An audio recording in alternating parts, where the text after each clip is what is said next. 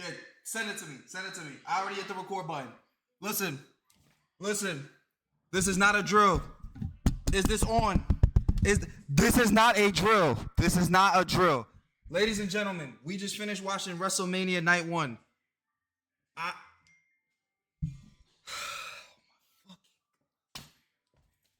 Hold on. I can't. I fucking can't. I can't.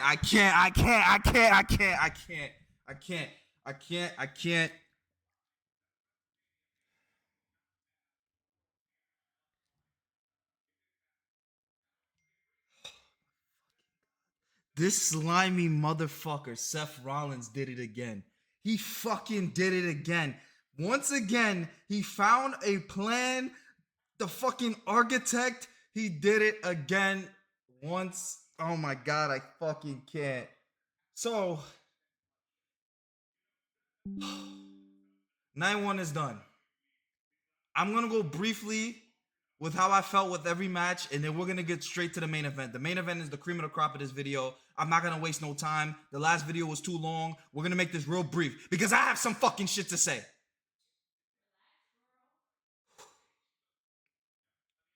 First match of the night, Jay versus Gunther. Triple H, thank you. You did the right thing. You picked the right winner. Jay Uso won this match, but I'm gonna keep it a beam. The match was mid. It was a mid match. If I had to rate the match out of 10, Jey Uso versus Gunther was at least a 6.5 out of 10 for me. I'm going to keep it a buck. It was a 6.5 out of 10. Yes, it had great moments, great spots. I am very shocked that Gunther tapped out during that match. I couldn't believe it. But nonetheless, I'm very happy for Jey Uso. I was rooting for him. Well deserved. He worked hard. He got the fans behind him. Hopefully you give him a good World Heavyweight Championship run moving forward. But shout out to Jey Uso. Well deserved. The next match after that we're going to talk about the New Day versus the Viking Raiders. War Raiders. Thank you, Mella. Yes. That was pure ass. Triple H, hear me once again. If you're going to throw a tag team match on the card, just throw the one that you have a storyline for. I don't understand why the SmackDown tag team is going to be fighting on SmackDown instead of fighting at WrestleMania. I don't know why we had the New Day versus the War Raiders. That match was pure shit. The New Day won their championship. Congrats. But that match did nothing for me. It didn't have my juices flowing at all. So next, we're going to move on. After that, we had a great match between Naomi and Jade Cargill. I was completely wrong. I thought Naomi was going to win. I love her new presentation. She looks like a star. She feels like a star. Jade Cargill was already a star. So I think those two black women, those two African women, I have to say, with no title on the line, they got a match at Mania, and they did what they had to do. Jade Cargill got the win. I'm very proud of them. Great stuff. Jacob Fatu versus LA Knight. They gave Fatu the win. They pushed him. They put the rocket on his back. Fatu is the new United States champion. Another great match. Me personally, I think this was the second best match of the whole entire night.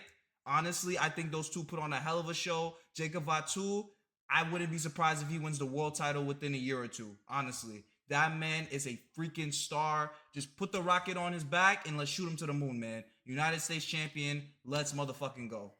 After that, we had El Grande Americano, who was supposed to be facing Rey Mysterio, ended up facing Rey Fenix. And I'm actually happy for Rey Fenix. I'm happy for Penta as well. Those two luchadors coming from a different company and being able to be in the WrestleMania card this year so quickly. I'm very happy. Well deserved. El Grande Americano ended up winning this match by using cheap tactics, which I could assume was going to happen once they did the switch with Rey Fenix. I knew they was going to play into that a little bit more, and it's still not revealed who El Grande Americano is, even though we all know it's Chad Gable. But nonetheless, it was an okay match. We're going to move on. Tiffany versus Charlotte. Now, I'm going to keep it a beam. There was a lot of mishaps in this match that me and everybody that I was watching the match with noticed during the match. There was a couple of spots where I thought the two weren't in sync at all. It was like one wanted to do something else and the other just didn't know if they wanted to capitalize on that move. It was very clunky at times. That's how I personally felt. Regardless of the clunkiness between the two, they actually kind of stayed professional. I don't want to say all the way because if you guys see the before and after of Tiffany's face after that match, man, hey, Charlotte did her in. But Tiffany still walked out as the champion.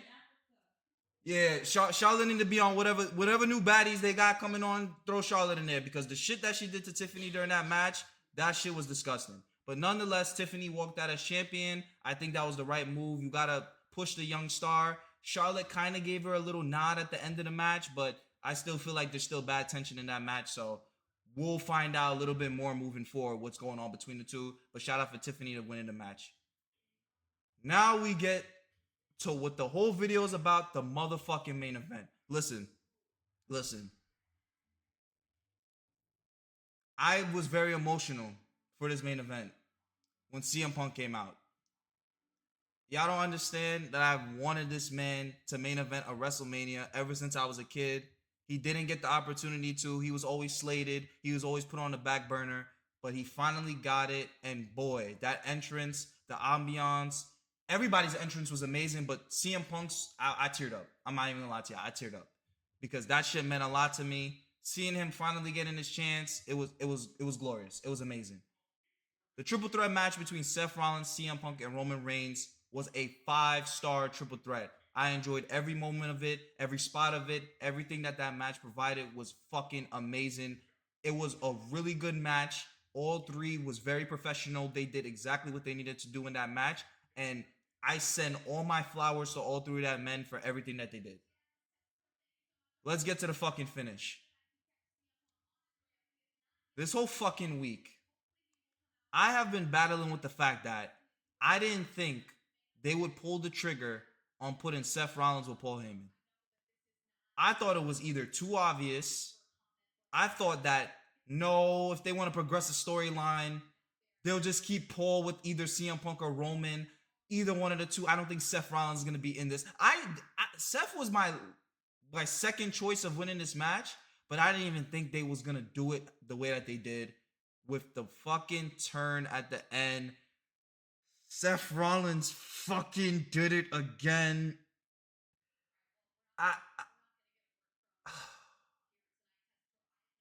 It's so weird because it's not like I hate the idea of it from a booking standpoint, but it's like, fuck, man, this man Paul Heyman don't know who to stay with, bro. And now he's with Seth Rollins. He aligned himself with Seth Rollins, and I'm just like, fuck. Neither Roman or CM Punk left as a winner. Seth Rollins left Mania as a triple threat winner, and he did it by, hey, you thought on one hand Paul was gonna turn on CM Punk. He hit him with a low blow. We thought it was done after that. He aligned himself with the Tribal Chief.